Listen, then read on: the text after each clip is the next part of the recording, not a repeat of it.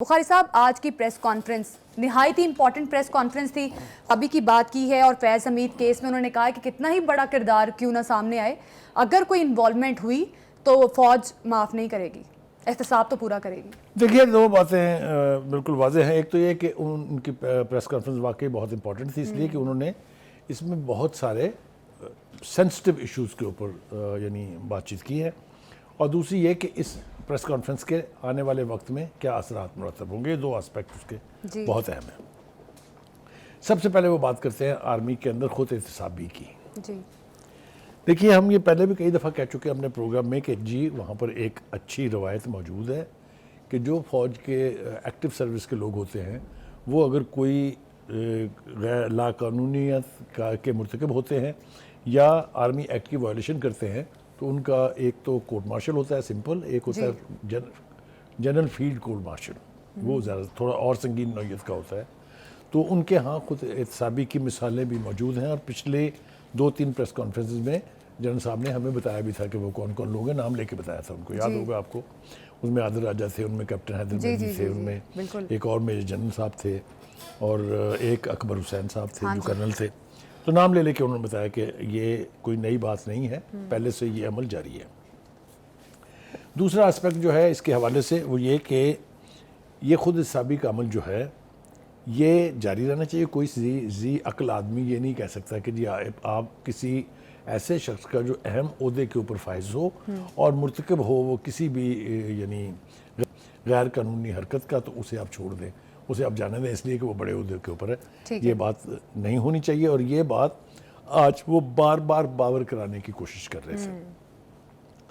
اسی کے ساتھ ایک ذکر یہ بھی آیا کہ کیا جنرل فیض حمید کے ساتھ ساتھ عمران خان کا فوجی ٹرائل بھی ہوگا یا نہیں ہوگا. اس کے بارے میں انہوں نے نام تو نہیں لیا, لیکن یہ ضرور کہا کہ جن کا فوجی ٹرائل ہو رہا ہے اس کے حوالے سے کوئی کتنے بھی بڑے عہدے کے اوپر کیوں نہ فائز رہا ہو, اگر وہ کسی قسم کا مرتکب ہوا ہے کسی جرم کا, تو اس کا بھی کورٹ مارشل بھی ہوگا اور فوجی ملٹری ٹرائل بھی ہوگا. ٹھیک ہے, یہ پہلے بھی وہ اپنی پریس کانفرنسز میں کہہ چکے ہیں, لیکن اس کو آج انہوں نے اور زیادہ الیبریٹ کیا ہے. دوسری بات وہ یہ کہتے ہیں کہ ہمارا جو قانون ہے یہ کوئی اہم مذاق نہیں ہے, اس کے اندر باقاعدہ جب تک آپ کے پاس سالڈ ثبوت نہ ہو, آپ کے پاس ڈاکومنٹری ایویڈنس نہ ہو, تو یہ پروسیس انیشیٹ ہی نہیں ہوتا. یعنی پروسیس کے انیشیٹ ہونے سے پہلے کافی سارا ایک عمل ہے جو مکمل ہونا ضروری ہے تاکہ وہ ٹرائل شروع ہوں. مگر جو سب سے امپورٹنٹ بات ہے اس میں وہ انہوں نے یہ کہا کہ چلیے جی ہمارے ہاں تو یہ روایت موجود ہے, باقی کے اداروں کو بھی تھوڑی شرم چاہیے, وہ خیال چاہیے, ان کو بھی چاہیے کہ یہ خود احتسابی کا عمل جو ہے اس کو اپنے اداروں پر بھی لاگو کریں. اس کے لیے 2 مثالیں دینا بہت ضروری ہے میرے خیال سے. ہمارے سپریم کورٹ کے لاہور اسلام آباد ہائی کورٹ کے ایک جسٹس ہیں طارق جہانگیر صاحب, ان کی ڈگری کے جعلی ہونے کی بازگشت ہم نے سنی, بہت لوگوں نے اس کے اوپر یعنی ٹاک شوز میں بڑا ذکر چلا, میڈیا کے اندر بہت وہ امپورٹنٹ رہا.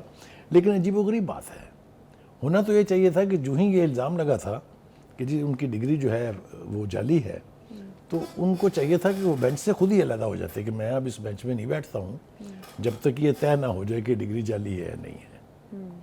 مگر بجائے اس کے ہوا کیا, ہوا یہ کہ جو فیصلہ کراچی یونیورسٹی نے کیا تھا کہ یہ ڈگری جعلی ہے, اس کو سندھ ہائی کورٹ نے اٹھا کے پھینک دیا. مگر شکر یہ ہے کہ بات کو ختم نہیں کیا, بلکہ متعلقہ فریقین جو ہے ان کو نوٹس بھی دیا ہے. ہم توقع کریں گے کہ اس کو اس کے منطقی انجام تک پہنچنا چاہیے. اگر ڈگری جعلی ہے تو اس کا جو بھی مرتکب ہے اس کو کوئی نہ کوئی سزا ضرور ملنی چاہیے. اس کا ایک دوسری بات میں آپ کو کہوں کہ دوسری طرف ہم دیکھتے ہیں کہ جنرل باجوہ صاحب کے بھائی تھے جو یہاں سے لندن چلے گئے تھے, لندن میں انہوں نے برطانوی شہریت لے لی, اور اس کے باوجود وہ PIA میں بھرتی ہو گئے, اور ان کی ڈگری کے بھی جعلی ہونے کی بات ہو رہی ہے کہ جن کا سرٹیفکیٹ جو ہے وہ FA کا وہ جعلی تھا. تو ان کو مجبور کر کے استعفیٰ لے لیا گیا ان کو, تو ان کی بھی چھٹی ہونے والی ہے.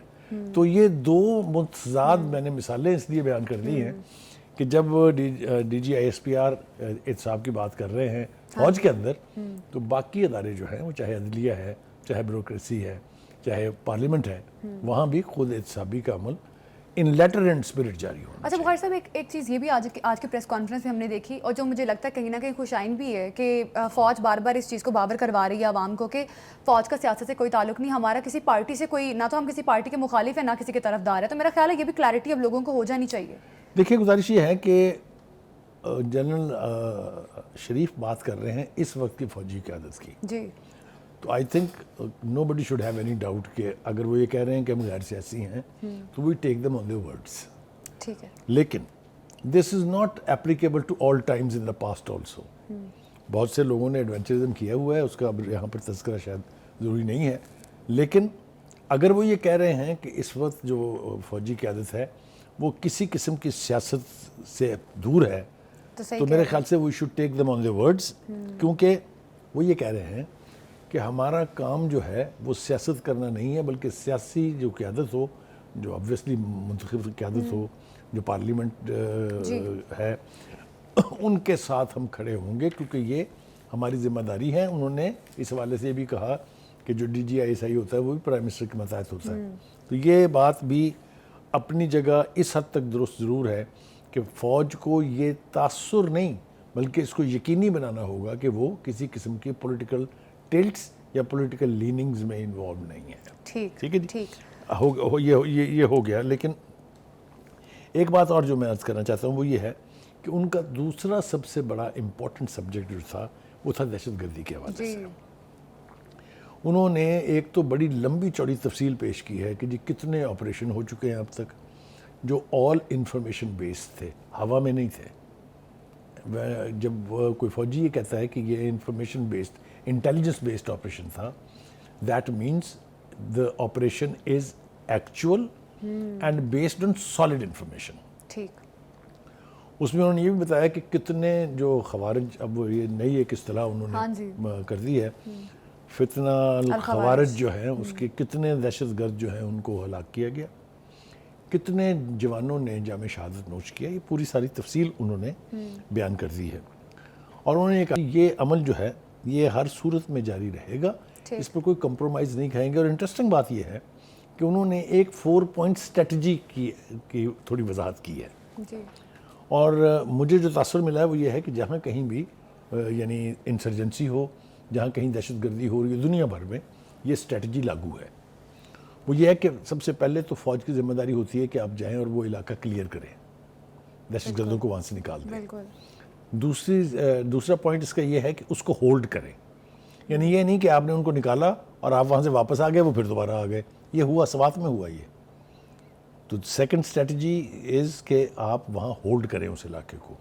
تھرڈ اسٹریٹجی از کہ آپ بلڈ کریں اس کو, یعنی جو تباہی ہوئی ہے, جو نقصان پہنچا ہے وہاں کی عمارتوں کو, وہاں کے اسکولوں کو, وہاں کے اسپتالوں کو, اس کو آپ ری بلڈ کریں. And the fourth point is کہ پھر آپ اس کو لوکل الیکٹڈ نمائندوں کے سپرد کر کے پھر واپس آ جائیں.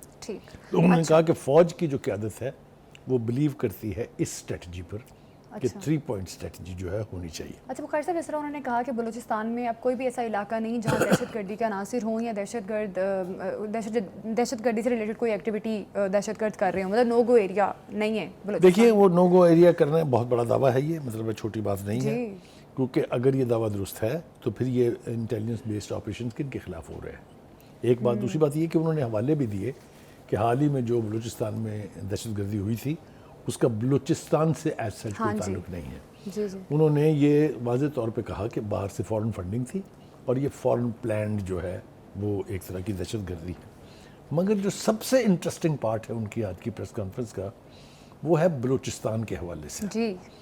انہوں نے یہ کہا کہ جو احساس محرومی کا بیانیہ بنایا گیا ہے یہ بھی ایک طرح سے پروپیگنڈا ٹول کے طور پہ استعمال ہوا ہے. اچھا. انہوں نے ایک لمبی چوڑی تفصیل پیش کی ہے. انہوں نے کہا کہ دیکھیے بڑے ہائی پوزیشنز کے اوپر بلوچ جو ہے وہ کام کرتے ہیں. ناسا میں ایک انجینئر ہے جو آکسفورڈ یونیورسٹی کا پریزیڈنٹ ہے اسٹوڈنٹس کا, وہ بلوچ ہے.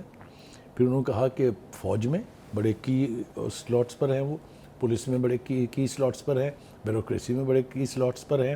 پھر انہوں نے ہمیں بتایا کہ کتنی فنڈنگ جو ہے مرکز ان کو کرتا ہے. مرکز ان کو کس کس جگہ سپورٹ کرتا ہے, کیا ان کا جو بجٹ ہے اس کا 70% جو ہے وہ یعنی فیڈریشن دیتی ہے. پھر انہوں نے کہا کہ جناب 17 چیف منسٹر وہاں رہے ہیں, وہ 17 کے 17 بلوچ تھے. جو یہ کہنا ہے کہ جناب یہ پتہ نہیں کون آ کے حکومت کر رہے ہیں بلوچستان پہ, جو پروپیگنڈا کیا جاتا ہے, یہ غلط ہے. پھر انہوں نے کہا کہ پرائم منسٹر رہے ہیں بلوچستان سے. یہ ساری باتیں ان کی درست ہیں. ان کا کہنا یہ ہے کہ آپ اس پروپیگنڈے میں آ کے جو ایک تاثر ابھرتا ہے کہ جناب وہاں تو پتہ نہیں صرف کوئی ریاستی جبر ہو رہا ہے یا وہاں فوج قابض ہے. انہوں نے تو یہ بھی ہمیں بتایا کہ بلوچستان میں 13 کیڈٹ کالجز ہیں. بخاری صاحب یہ تو بات میں یہ کیڈٹ کالجز والی بات میں دیکھیے, کیڈٹ کالج کا مین جو لوگ وہاں ایجوکیٹ ہو رہے ہیں بچے, انہوں نے الٹیمیٹلی فوج میں آنا ہے. اس کا مطلب یہ ہے کہ even the army is open to bring in Baloch. جس طرح پنجاب میں کیڈٹ کالجز ہیں, جس طرح کے پی کے میں کیڈٹ کالجز ہیں, جس طرح سندھ میں پٹارو ہے. تو کہنے کا مطلب یہ ہے کہ وہ کہتے ہیں کہ کسی قسم کا یعنی جس کو آپ کہیں کہ سوکیانہ سلوک یا کوئی یعنی ستیلی ماں والا سلوک ان کے ساتھ نہیں ہو رہا ہے. یہ تاثر غلط ہے. ٹھیک ہے. اچھا, بلوچستان کے لوگ بخاری صاحب اکثر کہتے ہیں کہ ہمیں ہمارے حقوق نہیں دیے جا رہے, مسنگ پرسنز والا معاملہ آپ کے سامنے ہی ہے.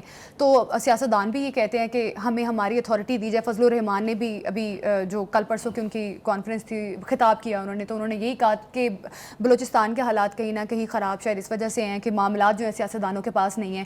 پھر ابھی جو ریسنٹلی اختر مینگل نے ریزرویشن دیا, انہوں نے ریزرویشنز دی. تو بخاری صاحب پھر اس کا مطلب ہے کہ یہ جو سیاستدان کہہ رہے ہیں پھر اس کا مطلب ہے غلط کہہ رہے ہیں. دیکھیے, مسنگ پرسن کے حوالے سے ہم نے اپنے پروگراموں میں اکثر بات چیت کی ہے. ابھی حال ہی میں کچھ حوالے آئے ہیں کہ وہ جن کی بہنیں پلے کارڈ اٹھا کے احتجاج کر رہی ہوتی ہیں وہ دہشت گرد آپریشن میں مارے جاتے ہیں. بالکل, چند لوگوں کا تو آپ کے سامنے انوالومنٹ ہے. یہ آپ کو مثال ہی دینی ہوتی ہے نا. تو یہ 3-4 واقعات ہو چکے ہیں کہ جن کو مسنگ پرسن قرار دے کے مظاہرے کیے جا رہے تھے بلوچستان میں, اسلام آباد میں, اسلام آباد پریس کلب کے سامنے بیٹھ کے. وہ مختلف یعنی جو اینٹی ٹیررسٹ آپریشن تھے ان میں. اسی طریقے سے میں نے کہا کچھ لوگ ایسے ہیں جو ملک چھوڑ کے چلے جاتے ہیں, دوسرے ملکوں میں جا کے ٹریننگ کرتے ہیں. میں اب اس کی تفصیل میں جانا نہیں چاہتا ہوں. بخاری صاحب ایک چھوٹا سا کامنٹ چاہوں گی. اس کا مطلب ہے D G I S P R نے جو آئیڈیل کنڈیشن بتائی ہے بلوچستان کی, آپ کے خیال میں بلوچستان میں بالکل ایسے آئیڈیل حالات ہیں؟ میں نے بالکل یہ نہیں کہا, نہ ہی انہوں نے یہ کلیم کیا ہے کہ all is well in the state of Denmark. Problems are their.